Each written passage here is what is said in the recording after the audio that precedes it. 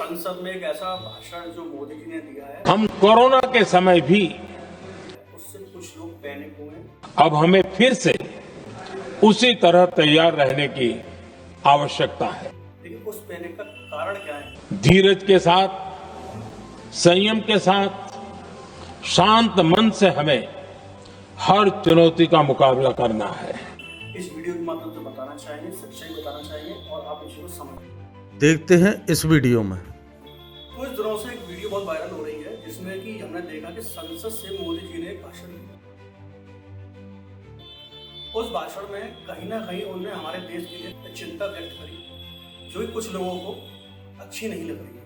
और ये चीज फैलाई जा रही है कि जब कोरोना की तरह महामारी जो हो रही थी उस टाइम वो दोबारा से देश में आने वाली है। इसमें कहीं ना कहीं कुछ जो राजनीतिक पार्टी हैं, प्रोपेगेंडा फैलाने वाले लोग हैं, कहीं ना कहीं मोदी जी को ये दिखाने की कोशिश कर रहे हैं कि मोदी जी ने देश को छोड़ दिया है और खुद पीछे हट चुके हैं। अब मैं आपको बताता हूँ, मोदी जी ने जो संसद में भाषण दिया था उस भाषण में मोदी जी ने कहा था कि तेल पे और गैस पे आने वाले संकट में जो युद्ध लंबे समय तक चल सकता है तो उसके लिए हमें तैयार रहने की जरूरत है। बहुत अच्छी बात है जिससे कि लोगों को थोड़ा जागरूक होना चाहिए। वैसे इस समस्या का समाधान जल्दी हो और इस बात की प्रार्थना नहीं।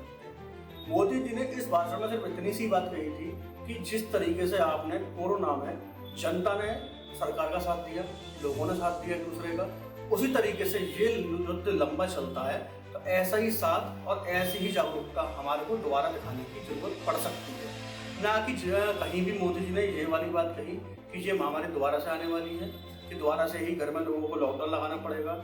मान सकता हूँ कि गैस की किल्लत है, जो पेट्रोल की किल्लत है, इससे कहीं ना कहीं हमारे देश पर फर्क पड़ रहा है और पड़ेगा आगे जाके, क्योंकि युद्ध बढ़ सकता है। मोदी जी तब में उनकी बातों में आते हैं, ऐसा कुछ नहीं है, ऐसा उनके मन में कोई रहा भी नहीं है। कुछ विपक्षी पार्टी जो है हर चीज़ में मोदी को ही ला सकते हैं और लाते भी हैं। आप खुद मुझे छोटी सी बात बताइए, आज जो युद्ध ईरान, इसराइल और अमेरिका के बीच में हो रहा है, क्या वो मोदी जी करा रहे हैं?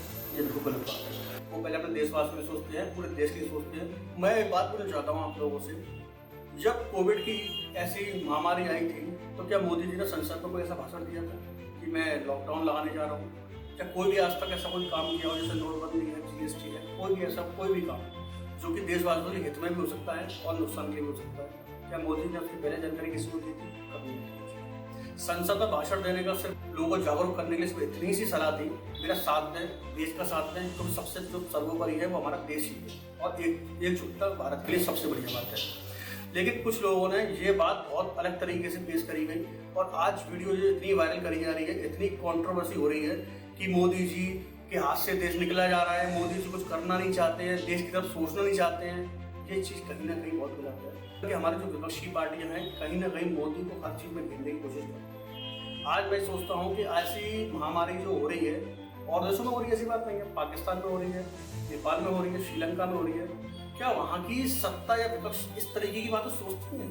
मेरे को नहीं लगता है। इस टाइम अपने देश को जागरूक करने के लिए वो लोग ऐसा सत्ता में बैठे और विपक्ष में बैठे लोग करते हैं, ऐसी बात नहीं है, लेकिन कहीं ना कहीं पहले अपने देश को सर्वोपरि मानते हैं। ऐसे ही हमारी पार्टी को भी सोचना चाहिए, जो विपक्ष वाली पार्टी है, कि इस टाइम मोदी जी को कुछ कहने से या कुछ करने से कुछ नहीं हो सकता है। आप इतना ही करने वाले हैं तो जनता के लिए कुछ सोचो ना, क्यों नहीं सोचना चाहते हो आप हमेशा बीजेपी गलत है? मैं नहीं कहता कि सत्ता में जो बैठी पार्टी है वो सही है या गलत है, लेकिन मेरे को एक बात बताइए, इस टाइम हमें देश के लिए सोचना चाहिए या सत्ता में जो बैठा हुआ है राजा उसके लिए सोचना चाहिए? क्या इसमें राजा की गलती है?